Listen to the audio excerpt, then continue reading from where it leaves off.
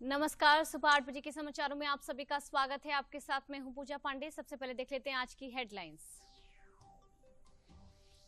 दाऊदी बोहरा समुदाय के प्रतिनिधिमंडल ने प्रधानमंत्री मोदी से मुलाकात की और साथ ही प्रतिनिधिमंडल ने वक्फ संशोधन कानून के लिए उनका आभार जताया है। मुर्शिदाबाद हिंसा के पीड़ित परिवारों से आज फिर राज्यपाल सीवी आनंद बोस मुलाकात करेंगे।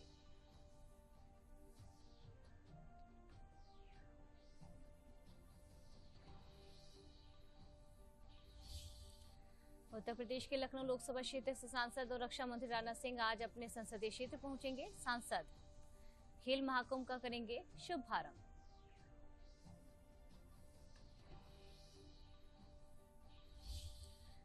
गोरखपुर में मुख्यमंत्री योगी आदित्यनाथ आज दोपहर बाद अखिल भारतीय आयुर्विज्ञान संस्थान में बनने जा रहे पूर्वी उत्तर प्रदेश के सबसे बड़े रैन बसेरे का शिलान्यास करेंगे।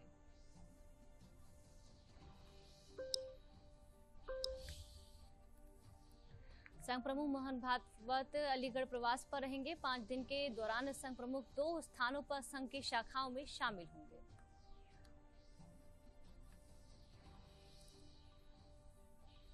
और बाराबंकी में आंधी बारिश के साथ ओलावृष्टि से 3 बच्चों समेत 5 लोगों की मौत हो गई। तेज हवाओं के साथ हुई बारिश और ओलावृष्टि से जनजीवन अस्त व्यस्त हो गया है। और अब समाचार विस्तार से देख लेते हैं। दाऊदी बोहरा समुदाय के प्रतिनिधिमंडल ने कल प्रधानमंत्री मोदी से मुलाकात की है और साथ ही प्रतिनिधिमंडल ने वक्फ संशोधन कानून के लिए आभार जताया। साथ ही साथ केंद्रीय मंत्री किरेन रिजिजू भी उनके साथ मौजूद रहे और प्रतिनिधिमंडल ने प्रधानमंत्री के सबका साथ सबका विश्वास की जो प्रतिबद्धता है उस पर प्रधानमंत्री का विश्वास जताया और आभार भी जताया। साथ ही कहा कि वक्फ कानून की जो लंबे समय से मांग थी वे प्रधानमंत्री मोदी के कार्यकाल में पूरी हो पाई है।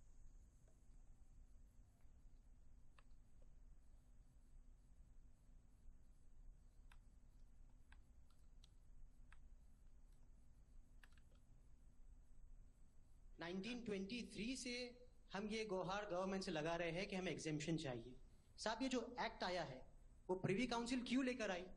प्रिवी काउंसिल ने ये एक्ट इनेक्ट किया माइनॉरिटी के प्रोटेक्शन के लिए, लेकिन साहब आपने ये एक्ट इनेक्ट किया सिर्फ माइनॉरिटी के प्रोटेक्शन के लिए नहीं, बल्कि माइनॉरिटी विद इन माइनॉरिटी के लिए। तो ये उस दिशा में साहब बहुत ही बड़ा स्टेप है। It is Indeed a very strong step for the way forward. जो आपने अभी वक्फ बिल का जो पास हुआ है उनमें हम माइनॉरिटी विद इन माइनॉरिटी है और उनमें हमें आपने जगह दी है, हमारा नाम आया है और जो काम हुआ है हिंदुस्तान की तरक्की के लिए आपकी ख्वाहिश है कि सबको साथ लेकर चलना है और जो काम हुआ है और हो रहा है वो इंशाअल्लाह इंडिया के लिए, हिंदुस्तान के लिए और पूरे देश के लिए बहुत खूब होगा। वक्फ संशोधन कानून पर सुप्रीम कोर्ट में दूसरे दिन की सुनवाई पूरी हो गई है। कोर्ट ने सरकार को बोर्ड में किसी भी नई नियुक्ति से रोका है। देखिए रिपोर्ट। संशोधन अधिनियम को लेकर दूसरे दिन की सुनवाई में सुप्रीम कोर्ट ने बड़ा अनाउंसमेंट किया। सुप्रीम कोर्ट ने वक्फ कानून पर किसी भी तरह की रोक लगाने से इनकार कर दिया है। दरअसल 8 अप्रैल को देश भर में लागू हुए वक्फ संशोधन कानून पर विपक्षी दलों ने नाराजगी दर्ज करते हुए कानून के खिलाफ सुप्रीम कोर्ट में याचिका दायर की थी, जिस पर बुधवार से सुनवाई शुरू हो गई। बुधवार को सुनवाई में कोर्ट ने कोई आदेश जारी नहीं किया। गुरुवार को कोर्ट ने सुनवाई में अहम निर्देश जारी किए। भारत के सॉलिसिटर जनरल ने कहा है कि नए संशोधन अधिनियम के तहत परिषद या बोर्ड में कोई नियुक्ति नहीं की जाएगी। सुप्रीम कोर्ट ने आदेश में लिखा है कि सरकार अगली तारीख तक उन संपत्तियों यानी वक्फ व यूजर को डिनोटिफाई नहीं करेगी जो रजिस्टर्ड और गजेटेड। हालांकि सरकार अन्य संपत्तियों पर कार्रवाई करने के लिए स्वतंत्र है। मैंने आपको बताया कि 2 मुद्दों पर कि जो काउंसिल में और बोर्ड में अपॉइंटमेंट का जो मामला है वो अगली तारीख तक जो स्टेटमेंट सॉलिसिटर जनरल ने दिया है कि कोई अपॉइंटमेंट नहीं होगा। और दूसरा जो है वक्फ व यूजर, तो तो माननीय सर्वोच्च न्यायालय ने अपने आदेश में लिखा है कि जो रजिस्टर्ड है और गैजेटेड है उसको गवर्नमेंट की नोटिफाई नहीं करेगी अगले आदेश तक। सुप्रीम कोर्ट का यह आदेश देश भर की वक्फ संपत्तियों के संदर्भ में महत्वपूर्ण प्रभाव डाल सकता है। वहीं वक्फ पर अगली सुनवाई की तारीख 5 मई रखी गई है। मुर्शिदाबाद हिंसा के पीड़ित परिवार से आज फिर राज्यपाल सीवी आनंद बोस से मुलाकात करेंगे। इससे पहले कल पश्चिम बंगाल के बीजेपी अध्यक्ष सुकांत मजूमदार पीड़ितों को लेकर राजभवन पहुंचे और उनके राज्यपाल से मुलाकात कराई। इस दौरान राज्यपाल ने उनकी व्यथा सुनी। पीड़ितों ने बताया कि कैसे उनके लोगों को मारा गया, उनका सामान लूटा गया, घर दुकानों में दंगाइयों ने आग लगा दी और उन्हें अपना घर छोड़कर जाना पड़ा।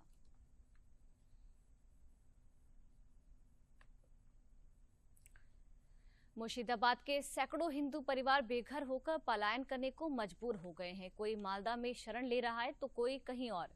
इस बीच महिला आयोग और राष्ट्रीय मानवाधिकार आयोग की टीम बंगाल के दौरे पर है। दोनों टीम हिंसा से प्रभावित इलाकों का दौरा करेगी। एनएचआरसी की टीम आज सुबह मालदा में पीड़ित परिवारों से मिलेगी और मामले की जांच भी करेगी। जांच के बाद रिपोर्ट पेश की जाएगी।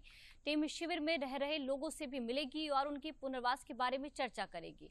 राष्ट्रीय मानवाधिकार आयोग ने पश्चिम बंगाल के मुर्शिदाबाद में वक्फ संशोधन अधिनियम के विरोध में हुई हिंसा का संज्ञान लेते हुए मामले की गंभीरता के मद्देनजर जांच के लिए टीम को भेजा है।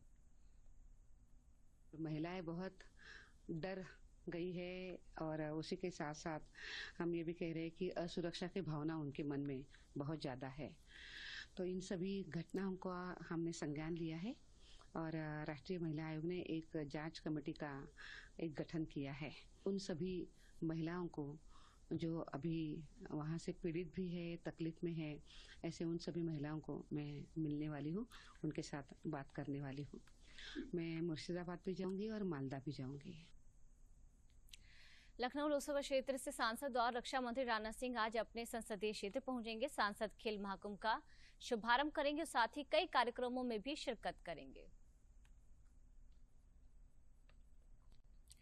सीएम योगी ने संवाद 2025 कार्यक्रम में विपक्ष पर जोरदार हमला बोला। सीएम योगी ने विपक्ष पर निशाना साधते हुए प्रदेश की पहले की स्थिति और अब की स्थिति का भी जिक्र किया और ये भी कहा कि संवाद हर समस्या का समाधान है। देखिए रिपोर्ट। ये लोग जो जातिवाद की बात करते हैं, जातीयता की चर्चा करते हैं, इन लोगों से पूछा जाना चाहिए इन लोगों ने अपने कार्यकाल में कितने दलितों के मकान बनाए, कितने सामाजिक न्याय के महापुरुषों को सम्मान दिया। आप देखेंगे जीरो आएगा। अपने घोटालों को, अपनी बेईमानी को छुपाने के लिए इन्होंने सरकार के पैरेलल समानांतर कुछ सत्ताएं उभारी थी हर जनपद में। उसी को कहते थे वन डिस्ट्रिक्ट वन माफिया। ये जो लोग इंग्लैंड की यात्रा करते हैं, इंग्लैंड में होटल बनाते हैं, अपना वहां अय्यासी करते हैं, ये वही पैसा है जो प्रदेश की जनता का पैसा है।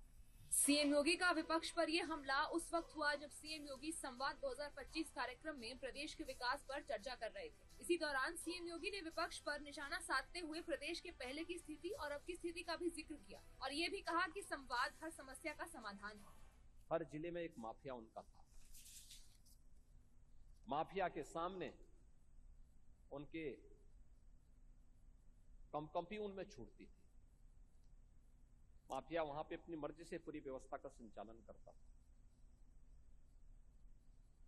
वही दंगा भी करवाता था, प्रदेश की संपत्तियों में भी लूट खसोट करता था, ठेकों को हथियाता था, प्रदेश को अराजकता की ओर धकेलता था, बेटी और व्यापारी के सामने भी पहचान का संकट खड़ा करता था। और सरकार बदली, दंगा मुक्त हुआ, आज उत्तर प्रदेश माफिया मुक्त भी हो चुका है। उत्तर प्रदेश में 2017 के पहले जिस प्रकार की व्यवस्था थी, अराजकता थी, गुंडागिर्दी थी, ना बेटी सुरक्षित थी, ना व्यापारी सुरक्षित था, कोई निवेश करने नहीं आता था, कोई तैयार नहीं था। आज उत्तर प्रदेश के अंदर निवेश का एक बेहतरीन वातावरण बना है। लोकतंत्र की सशक्त आवाज है संवाद। लोकतंत्र की सबसे बड़ी ताकत है संवाद। कठिन से कठिन समस्या के समाधान का सशक्त माध्यम है संवाद। सीएम योगी का ये बयान विपक्ष के लिए मुश्किलें खड़ा करता दिखाई दे रहा है, जिसका नतीजा आने वाले चुनावों पर दिखाई देने के पूरे आसार हैं।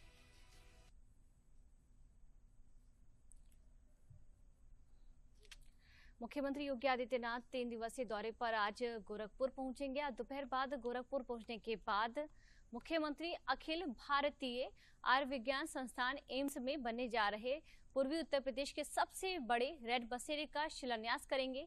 ये रैन बसेरा power grid corporation of India के सौजन्य से 44 करोड़ रुपए की लागत से किया जाएगा। इसकी क्षमता 500 बेड की होगी। मिर्जापुर की विंध्याचल धाम में पहुंचे कृषि मंत्री सूर्य प्रताप शाही ने कहा कि टीएमसी की सरकार आकंठ भ्रष्टाचार में डूबी हुई है। कांग्रेस ने पार्टी के फंड का दुरुपयोग किया, जिनके चलते उन पर कानूनी तरीके से कार्रवाई हो रही है। उन्होंने किसान हितों की चर्चा करते हुए कहा कि किसान श्रीफल को बढ़ावा दे, इसके लिए सरकार विभिन्न माध्यमों से प्रयासरत है। वहीं बंगाल के मुर्शिदाबाद की चर्चा करते हुए उन्होंने कहा कि वहां की कानून व्यवस्था बराबर खराब है। ममता सरकार कानून व्यवस्था को मेंटेन करने में असफल हुई है।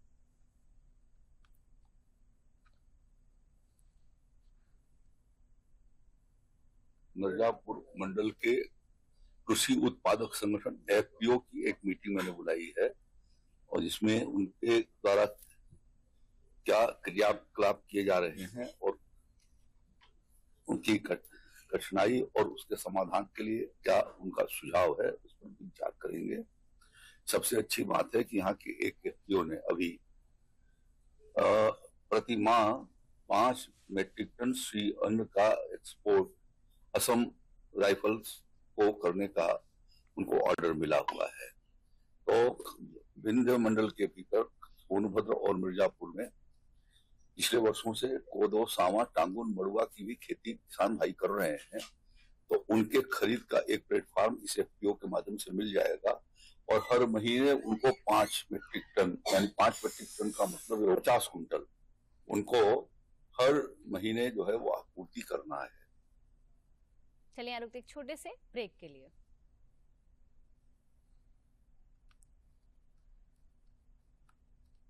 प्लेटफॉर्म नंबर 2 से चलने वाली सुपरफास्ट एक्सप्रेस के यात्रियों आई एम हियर। तुम्हें नहीं, इसे मोबाइल चार्ज करना, दिमाग चार्ज कर अपना। ऐसे पब्लिक पोर्ट से फोन चार्ज किया तो पर्सनल डेटा होगा पब्लिक। देखा? पापा रुको, मैं पे करता हूँ। No signal. अब क्या करोगे? फ्री वाईफाई है ना। बुद्धू सुधर जा। पेमेंट्स के लिए नो ओपन वाईफाई यानी फ्रॉड को करो बाय बाय। आरबीआई कहता है करो सही शुरुआत, बनो फाइनेंशियली स्मार्ट। ब्रेक के बाद एक बार फिर आप सभी का स्वागत है। उत्तर प्रदेश सरकार ने 3 आईएएस अधिकारियों को इधर से उधर कर दिया, यानी कि उनका ट्रांसफर हुआ है। ध्रुव खाड़िया को संयुक्त मजिस्ट्रेट अयोध्या से मुख्य विकास अधिकारी जौनपुर बनाया गया। प्रतीक्षारत अनीता यादव को अपर मुख्य कार्यपालक अधिकारी राज्य औद्योगिक विकास प्राधिकरण कानपुर बनाया गया। वहीं मृणाली अविनाश जोशी संयुक्त मजिस्ट्रेट गोरखपुर का मुख्य विकास अधिकारी जौनपुर के पद पर तबादला उनका रद्द कर दिया गया है। आरएसएस के प्रमुख मोहन भागवत 5 दिन के प्रवास पर अलीगढ़ पहुंचे। 17 से 21 अप्रैल तक वे केशर धाम में प्रवास करेंगे। इस दौरान उनकी सुरक्षा व्यवस्था त्रिस्तरीय रहने वाली है। पहले घेरे में उनको मिली Z+ श्रेणी की सुरक्षा रहेगी और उसके बाद सीआईएसएफ के जवानों के साथ स्वयंसेवक भी तैनात रहेंगे। गेट के बाहर स्थानीय पुलिस बल के साथ पीएससी के जवानों की तैनाती रहेगी। 5 दिन के दौरान संघ प्रमुख 2 स्थानों पर संघ की शाखाओं में भी जाएंगे।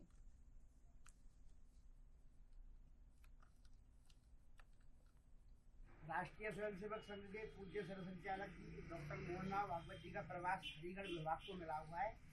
यह 5 दिनों तक हरिगढ़ के अंदर रहेंगे। यह प्रवास उनका सिंगारपुर केशव सेवा धाम में रहेगा, जहाँ पर वो प्रांत की टीम के साथ, क्षेत्र की टीम के साथ और हरिगढ़ विभाग की टीम के साथ संघ के कार्यों पर मंथन करेंगे, जिसमें एक वरिष्ठ कार्यकर्ता सम्मेलन का कार्यक्रम भी हरिगढ़ विभाग का या प्रांत का रखा गया है, जिसमें पूरे प्रांत से वरिष्ठ कार्यकर्ता शामिल होंगे। पूज्य सरसंचालक जी का वैसे प्रवास नियमित रूप से होता रहता है, लेकिन 2012 के बाद इस बार 2025 में उनका प्रवास ब्रज प्रांत को मिला है, जिसमें ब्रज प्रांत से हरिगढ़ विभाग को ये प्रवास मिला है और 5 दिनों तक पूरे कार्यकर्ता पूरे मनोयोग से लगे हुए हैं। प्रदेश के खाद्य एवं रसद मंत्री सतीश शर्मा अयोध्या पहुंचे। सर्किट हाउस में उन्होंने गेहूं खरीदारी को लेकर विभागीय बैठक के बाद मंत्री सतीश शर्मा ने अखिलेश यादव की ईडी पर सवाल उठाने पर कहा कि मैं अखिलेश यादव के बारे में ज्यादा नहीं कहना चाहता हूं। हर संस्थाओं को अपना अपना महत्व है। संविधान के अनुरूप सारी संस्थाएं अपना अपना काम कर रही है, लेकिन जिस तरह से लगातार समाजवादी पार्टी द्वारा उलूल जुलूल बयान दिए जा रहे हैं, इस नाते पूरी तरह से जनता इनको खारिज कर चुकी है। अभी जो उपचुनाव संपन्न हुए हैं, उसके अलावा हरियाणा के जो चाहे महाराष्ट्र के हों, जिस तरह से भाजपा को बढ़त मिली है। जो अखिलेश यादव जी के बारे में मेरा मैं उसके बारे में नहीं कहना चाहता हूं। हर संस्थाओं का अपना अपना देश में महत्व है और लोकतांत्रिक जो उसमें जो संविधान के अनुरूप वो सारी संस्थाएं अपना काम कर रही हैं।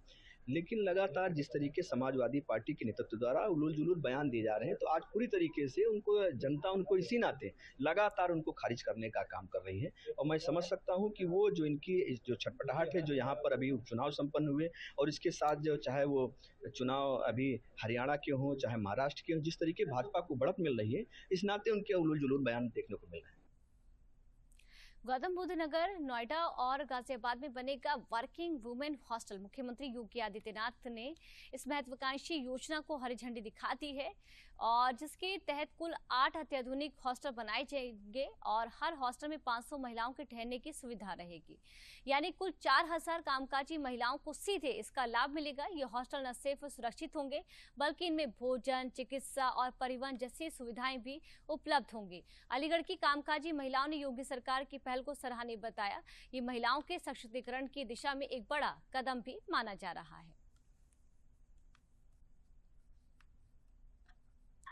नोएडा और गाजियाबाद में ये जो हॉस्टल बनाने की पहल योगी आदित्यनाथ जी ने की है, सबसे पहले तो उसके लिए बहुत बहुत धन्यवाद देना चाहूँगी और ये भी कहना चाहूँगी कि औरत को सशक्त करने का ये एक बहुत ही अहम पहलू है, क्योंकि औरतें काम करना चाहती हैं लेकिन वो सिक्योर नहीं है। और वहाँ पर जो हॉस्टल्स हैं उसमें सिक्योरिटी के साथ साथ मेडिकल फैसिलिटीज़ मिल रही हैं, ट्रांसपोर्टेशन मिल रहा है और वो भी एक बहुत ही नॉमिनल चार्ज में। प्रदेश सरकार, योगी जी की सरकार ने जो महिलाओं के लिए जो हॉस्टल बनाने का निर्णय लिया है कामकाजी महिलाओं के लिए, ये बहुत ही सराहनीय कार्य है। जब से योगी जी आए उन्हें महिलाओं के लिए बहुत कुछ करा है और उनकी सोच बहुत सराहनीय है। तो मैं चाहूँगी कि इस तरीके की जो चीज़ें अभी वुमेन्स के लिए दी हैं, सब उसका फ़ायदा भी उठाएं और मैं योगी सरकार का तहे दिल से शुक्रिया करती हूँ। मेरे ख्याल से तो ये बहुत अच्छा कदम उठाया है उन्होंने, क्योंकि इससे लेडीज एक तरह से फ्रीली काम कर सकती हैं, किसी पे डिपेंड नहीं है। सिर्फ रहने और इसके लिए ही वो लोग इनसिक्योर फील करती थी जब रेंट पे रहती थी, या वो वैसे मतलब कि इनसिक्योरिटी फील करती थी वो अननोन लोगों के साथ रहने पे। अब उनको सिक्योरिटी के साथ एक रहने के लिए अच्छी जगह मिल रही है। कौशाम्बी जिले में प्रधानमंत्री आवास शहरी योजना 2.0 का सर्वे शुरू हो चुका है। डीएम मधुसूदन हुलगी ने बताया कि इसके लिए लोग ऑनलाइन और ऑफलाइन आवेदन कर सकते हैं। पीएम आवास के सर्वे के लिए एसडीएम, तहसीलदार व ईओ की टीम गठित है। यही टीम पात्रता की जांच करेगी। टूडा विभाग के सर्वे में कोई भूमिका नहीं है। प्रधानमंत्री आवास शहरी 2.0 के लिए नगर निकायों ने आवेदन लेना शुरू कर दिया है।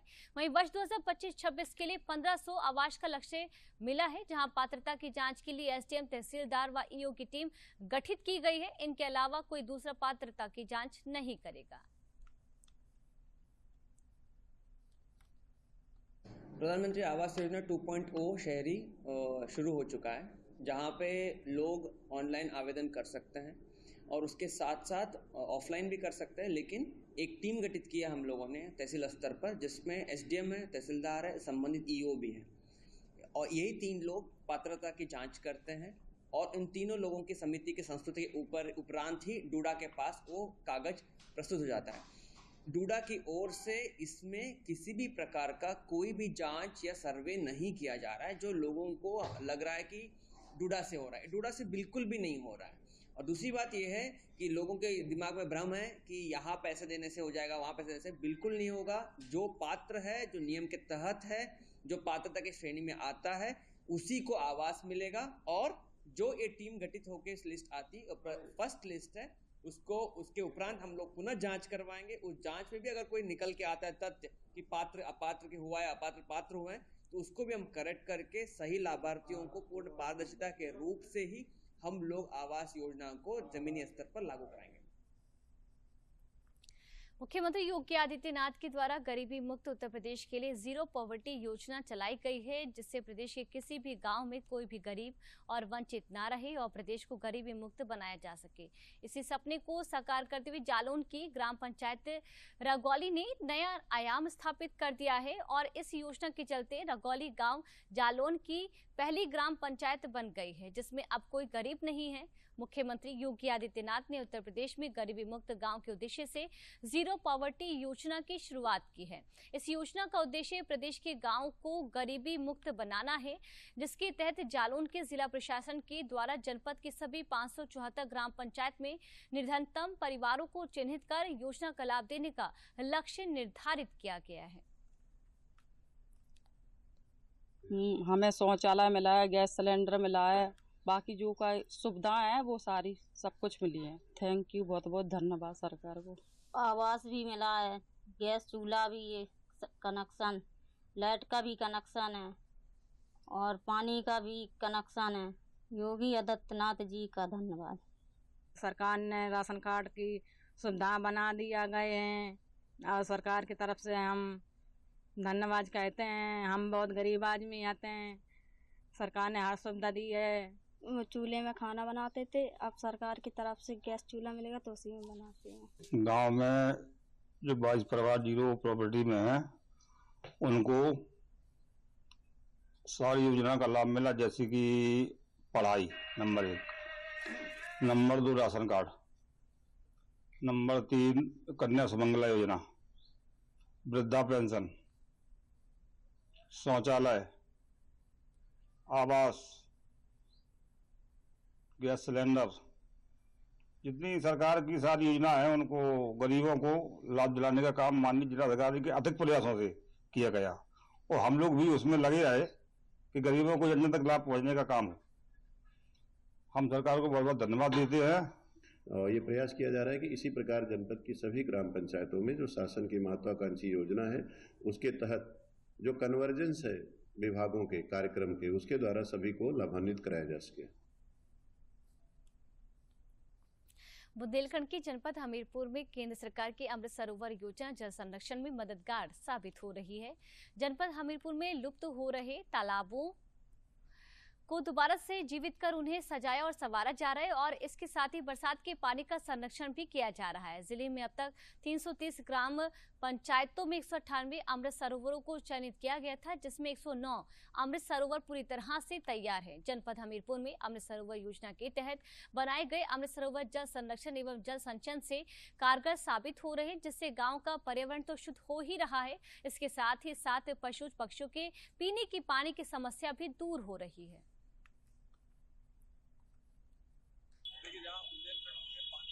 बुंदेलखंड में कहा जाता है कि बुंदेलों की सुनो कहानी, बुंदेलों की पानी में पानीदार यहाँ का पानी आग यहाँ के पानी में।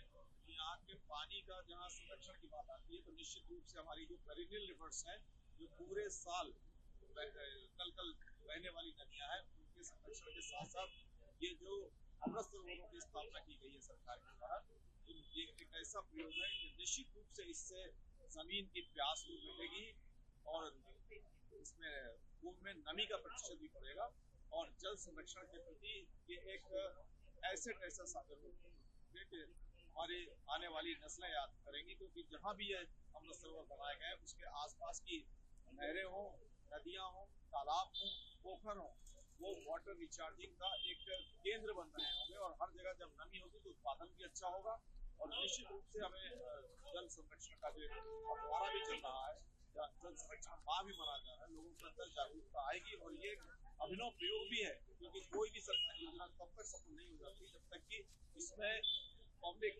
पार्टिसिपेशन ना हो। पानी भरने के बाद हमारी पसंद की है और भी जानवर हैं, आदमी आते हैं, स्नान भी करते हैं, घूमते भी है, पेड़ पौधों को उपाय दिया जाता है, इसी से भैंस चलता है। पूरे आस पास पहुँचिया है, सब लोग आते हैं, घूमते हैं। शाम सवेरे आते हैं, काफी लोग हमीरपुर भी आते हैं।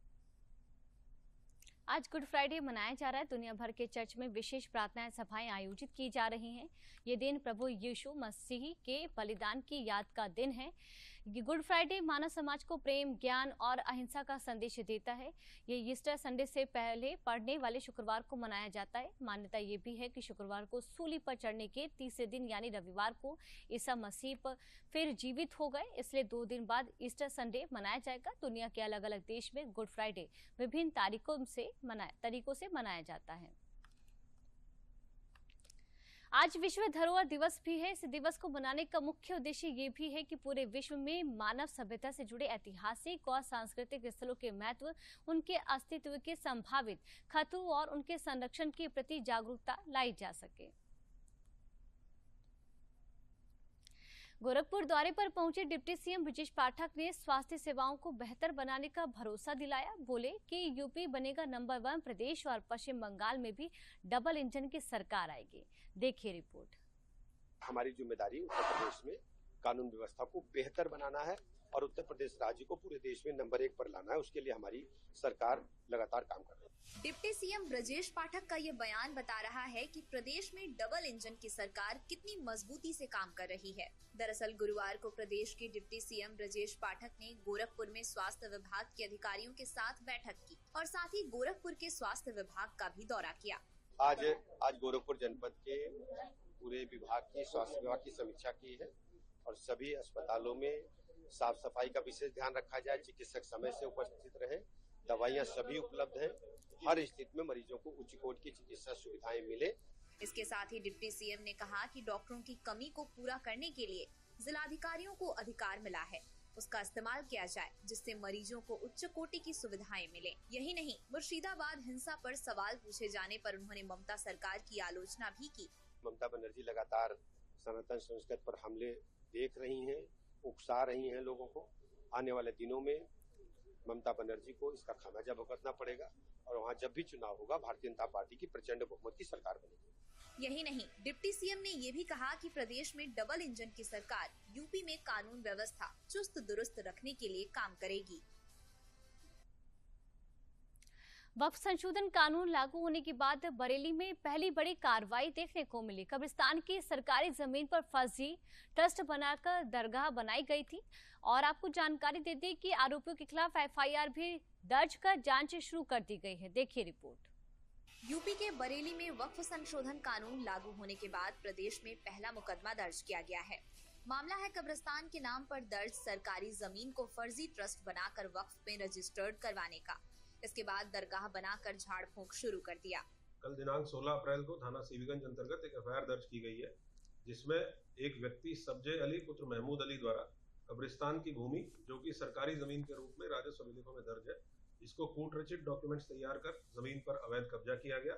इस संपूर्ण प्रकरण में वादी कुत्तन शाह पुत्र जुल्फिकार शाह की तहरीर पर अभियुक्त सब्जे अली व 10 अन्य अभियुक्तों के विरुद्ध एफआईआर दर्ज की गई है, जिसमें आईपीसी की धारा 323, 504, 506, 420, 467, 471, 447 और 120 बी के अंतर्गत दर्ज की गई है।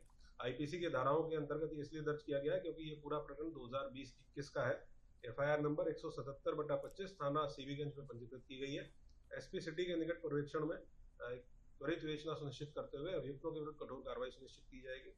इस मामले में बुधवार दोपहर 12 बजे। चलिए अब रुख कर लेते हैं अंतर्राष्ट्रीय समाचारों का।